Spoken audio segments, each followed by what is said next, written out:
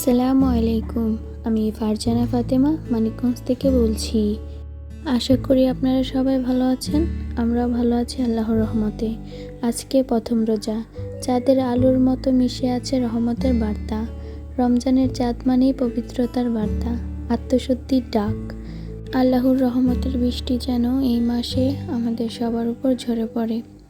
আল্লাহর সন্তুষ্টি অর্জনের জন্য এই সুযোগ আমরা যেন কাজে লাগাতে পারি। আর রোজাদারের জন্য রয়েছে দুইটি আনন্দ, একটি হচ্ছে ইফতারের সময়, আরেকটি হচ্ছে রবের সাথে সাক্ষাতের সময়। রমজান আসার আগেই অনেকটা কাজ এগিয়ে রেখেছি, তারপরেও কিছু কাজ আছে যেগুলো আপনি চাইলেও এড়িয়ে যেতে পারবেন না। এই তো আজকে দুপুরবেলা বাসায় এসেছিল একটা অ্যালোভেরা গাছ নিয়ে। তা আমি এইটাই কিছুদিন আগে একটা মরিচ গাছ লাগিয়েছিলাম, সেটা মরে গিয়েছিল। তাই ভাবলাম এই মাটির মধ্যেই অ্যালোভেরা গাছটাকে বসিয়ে দিই। মাটিটার মধ্যে কিছু ঘাস ছিল, সেগুলো পরিষ্কার করেই এর মধ্যে দিয়ে দিচ্ছি। দুপুরবেলা আমার তেমন কোনো কাজও ছিল না, তাই ভাবলাম আগে এটা করে নিই, পরবর্তীতে বাদবাকি কাজগুলো করে নেব। আর যারা আমার এই ভিডিওটি দেখতে দেখতে এ পর্যন্ত চলে এসেছেন তাদেরকে জানাই অসংখ্য ধন্যবাদ। আশা করি আমার আজকের ভিডিওটি আপনাদের কাছে ভালো লাগবে। আর যারা নতুন আমার এই ভিডিওতে, আমার ভিডিওর যদি কোনো অংশ আপনাদের কাছে ভালো লেগে থাকে তাহলে অবশ্যই আমার চ্যানেলের সাথে থাকতে পারেন, যাতে করে আমার চ্যানেলটা আরও বড় হয়। আর একটি করে লাইক কমেন্ট করে যাবেন অবশ্যই। আর হ্যাঁ, ফুল ওয়াচ দিয়ে যাবেন। এখানে আমি গাছটা বসিয়ে বাদবাকি মাটিগুলো উপর দিয়ে দিয়ে দিচ্ছি।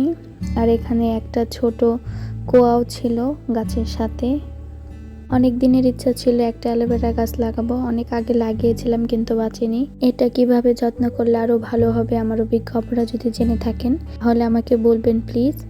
আর মাটিটা যেহেতু শুকনা ছিল তাই এখানে আমি বেশ কিছু পানি দিয়ে নিচ্ছি। আর এই যে আমার ছেলে এখানে আঁকাআঁকি করতেছে, দুপুরবেলা গাড়ি ছাপ দিয়ে গাড়ি আর্ট করতেছে।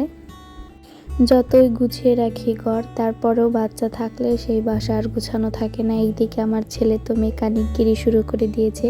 এই যে স্ক্রু ড্রাইভার দিয়ে গাড়ি খোলা লাগানো এইসব কাজেই সে ব্যস্ত। তা আমি একদিকে গুছাই আর একদিকে সে এরকম করে থাকে। তার আস্তে একটা টেবিল লাগে, আর একটু বড় হয়েছে, চেয়ারের উপরে দাঁড়ালে এখনো ওয়ারড্রোবের উপর ছুতে পারে। তো যখন তখন যেটা খুশি সেটা টানাটানি করে ফেলে দেয়, আবার উপর থেকে ছোড়াছুড়ি করে। তো এগুলো বেশ অগোছালো হয়ে আছে, ভাবলাম এটা পরিষ্কার করে নিই। যদিও এটা এখনো পরিষ্কার করা হয়েছিল না, এটাই করার বাকি ছিল। তো এদিকে আমি পরিষ্কার করে নিয়েছি। তো যতটা সম্ভব সাধ্যের মধ্যে সমস্ত কাজ করার পরেও এইটা রয়ে গিয়েছে।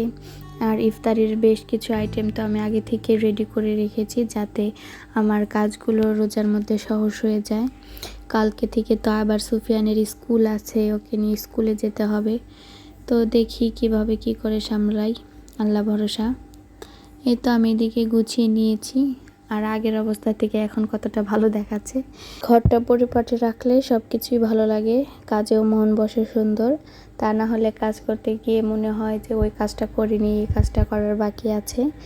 যাই হোক, এখন চলে আসলাম ইফতারির জন্য কিছু রেডি করার জন্য। এখানে আমি আজকে বানাবো চিয়া সিডের পুডিং। তো এখানে আমি 3-4 চামচ চিয়া সিড দিয়ে নিয়েছি, আর এটাকে আমি দুধ দিয়ে ভিজিয়ে নিব। এখানে 1 কাপ দুধ দিয়ে ভিজিয়ে নিচ্ছি। এটাকে আমি 11টার দিকে ভিজিয়ে রেখে দেব, যাতে ইফতারের আগে ঠান্ডা ঠান্ডা পরিবেশন করা যায়। আর এটার মধ্যে আমি পরবর্তীতে সবগুলো ফল মিশিয়ে নেব। আপনারা চাইলে সব কিছু একসাথে মিশিয়ে এটাকে রেখে দিতে পারেন। আর এখানে আপনারা মধু ব্যবহার করতে পারেন। আর এখানে আমি ইফতারির জন্য ডিম আলু সেদ্ধ বসিয়েছিলাম, যেহেতু প্রথম রোজা একেবারেই ভাজা পোড়া করার চিন্তা ছিল না, তা ভাবলাম একটু করে নেই। এদিকে স্ট্রবেরি আর কিছু জুস নিয়ে এসেছিল ছেলের জন্য, এগুলোকে এখন গুছিয়ে নিব। আর এই বক্সে করে আমি এই জুসগুলো রেখে দেব। আর আমার ছেলে দেখলে তো একটার পর একটা খেতেই থাকে, খাওয়ার থেকে বেশি নষ্ট করে বেশি। আর এটার মধ্যে পানি মিশিয়ে রেখে দেয়, ও খাবে না, কাউকে খেতেও দেবে না, কিন্তু ধরতেও দেবে না একটাও। তাই আগে থেকে লুকিয়ে রাখছি। আগের দিন স্ট্রবেরিগুলো অনেক ভালো ছিল, তো আজকেও সেই জন্য স্ট্রবেরিগুলো নিয়ে এসেছে। তো এটাকে আমি এখন ঢেলে নিব। আর এই স্ট্রবেরিগুলো খেতে অনেক মজা ছিল। যেহেতু এখন রাত প্রায় অনেক বেজে গিয়েছে, তো এখন ভয়েস ওভার করছি। তো এটা তো খেয়েছি, তাই এখন বলছি। আর এখন এগুলোকে ঢেলে আমি কিছুটা লবণ পানি দিয়ে ভিজিয়ে রেখে দেব। গতকাল রাতে সেহরি রান্না করার সময় দেখলাম অনেক আপুই লাইভে এসেছেন, তো আমি অনেক আপুকে কমেন্ট করেছি, হয়তো আপুদের চোখে পড়েনি। যাই হোক, আমি তো লাইভে কিভাবে আসে জানি না। আর এইখানে আমি দুধ চিরা ভিজিয়ে নিচ্ছি, চিরাগুলো ধুয়ে এর মধ্যে দুধ দিয়ে দিব আর এটাকে অনেকক্ষণ রেখে দেব যাতে চিরাগুলো সবগুলো ভিজে যায়। এরপর আমি যে চিয়া সিড ভিজিয়ে রেখেছিলাম সেটার জন্য কিছু ফল কেটে নিব। আপনারা চাইলে এভাবে করে চিরার সাথেও করে খেতে পারেন। আমি এখানে কলা, খেজুর আর কাজু বাদাম নিয়েছি, স্ট্রবেরি দিয়েছি।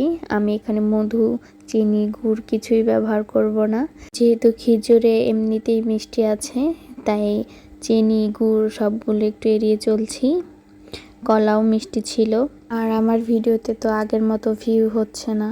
আপনারা আগের মতো কি আমার ভিডিওগুলো দেখেন না, নাকি আমার ভিডিও আপনাদের কাছে ভালো লাগে না, এই জন্য আমার ভিডিও আপনারা এড়িয়ে চলেন? জানি না, আমার ভিডিওর মধ্যে কোনো ভুল ত্রুটি হলে আমাকে বলবেন, আমি সেটা সমাধান করার চেষ্টা করব। আর আপনারা কোন ধরনের ভিডিও দেখতে চান সেটাও বলবেন, যাতে আমি আপনাদের সামনে সেই ভিডিও সেইভাবে উপস্থাপন করতে পারি। যাই হোক, এখন আমি যে চিয়া সিডটা ভিজিয়েছিলাম সেটাকে ফল দিয়ে সাজিয়ে এখন আমি এটাকে নর্মাল ফ্রিজে রেখে দেব। এতক্ষণ বাইরেই ছিল।